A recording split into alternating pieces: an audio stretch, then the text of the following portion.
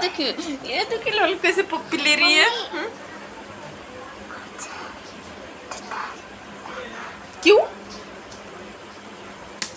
क्यों दुकान जाना है? इसको दुकान जाना है बोल रही है धीरे धीरे कान में, मम्मी मुझे दुकान जाना है। पता नहीं क्यों दुकान जाएगी। पाव गंदी चीज है, पेट खराब हो जाएगी, मत खाओ। तो ये देखिए दोस्तों, लल्ली को दुकान जाना है, पाव खाना है, खाना बन गई वो पाव खाएगी।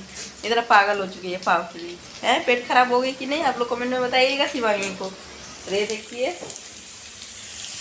आलू अभी डाली हूँ, भुजिया बना रही हूँ, दाल बन गई, ये सोयाबीन है, आलू सोयाबीन और भाजी बनेगी, और ये दाल चावल उधर बन गई ना।